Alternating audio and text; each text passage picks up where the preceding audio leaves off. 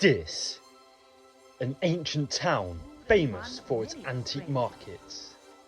A town rich in history that dates back to William the Conqueror.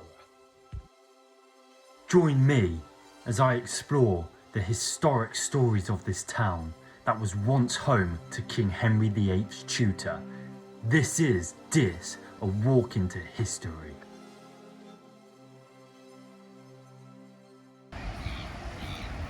Situated in South Norfolk, close to the Waveney Valley area, is Dis. Home to approximately 7,000 people, Dis dates back over 800 years, with the earliest records being shown in the Domesday Book of 1086. At the time of the Domesday Book, Dis was a crown possession. It remained royal until about 1135, when King Henry I granted the estate to Richard de Lucy. He also allowed Richard de Lucy to hold a market at the centre of Dis. More than 500 years later, and that local market is still going. This must be Mere Street, the chief shopping street. Dis is believed to originate from Dice, a Saxon word meaning standing water or lake. Dis was built around one of the deepest inland lakes in the country, the Mere.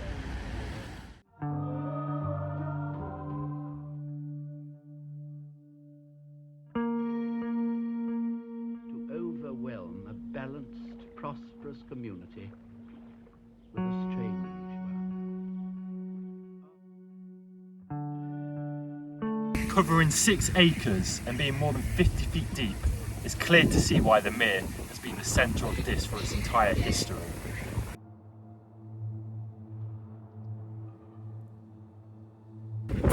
Today the Mere is a picturesque sight to behold, which only can be used for fishing. However, centuries ago, it served as a different purpose. It was said the townspeople used to draw water, swim in it, and even use it to dispose of their refuse. In the harsh winters of the 19th century, the Mere would often freeze over, allowing people to use it as an ice rink. In 1827, a cricket match was even played on the surface of the Mere. Located next to the Mere as you enter town is the main Dis sign, which depicts King John, as well as 16th century poet John Skelton, a famous native of Dis who was born here in 1460. Dis contains an array of Georgian and Edwardian architecture that can be seen around the town. Noticeably, the Dolphin House, which sits adjacent to the social centre of the town, Market Square. Although you can't see the market today, this town is clearly proud of its traditional ways of market town life. Back in 1132, King Henry I allowed a man called Richard de Lucy the rights to host a market here. This would start a tradition that has lasted over 500 years. Wooed and won many a stranger. The Victorian, many, nay most of them have lost much of their importance to the principal county towns, but not so Dis. The marketplace, there it is on a Friday. Every Friday, traders from across the county come to deal goods here, from fresh fruit and meat to household items and clothing. Compare this to 100 years prior, when the accustomed goods sold were cattle, sheep, and even pigs.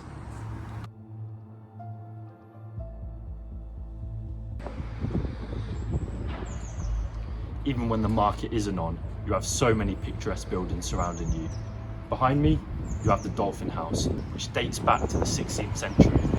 From 1800 until 1960, it served as a pub. At the time of its creation, it was one of the most important and prominent buildings in Dis. To the right of Dolphin House, you have the distinctive 15th century St. Mary's Church, which towers over Marketplace. It can even be seen as far back as the Mere. Nice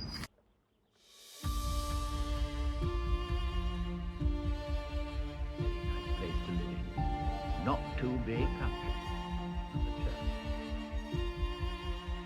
Further on down the street you have another pub called the Saracen's Head, which dates back to the 16th century.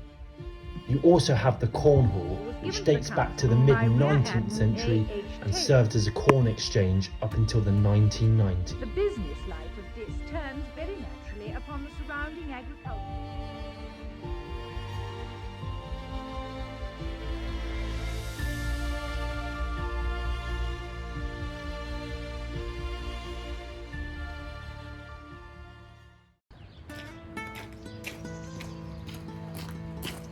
Standing next to me is St Mary's Church. Built in 1290, this church is said to be on the site of a late Saxon church. It is also said that this site has been used for worship for over 1,000 years. There's the church before Victorian restoration, and exactly the same view today. This East Anglian net. John Skelton, a 16th century poet who was a famous native of Diss, was rector of this church 500 years ago when he retired from his duties to court to King Henry VIII.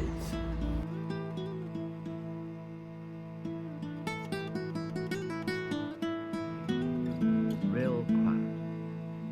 It's clear to see how proud this small town is of its rich history and has done a remarkable job in preserving its historical features There's one to this day. right down.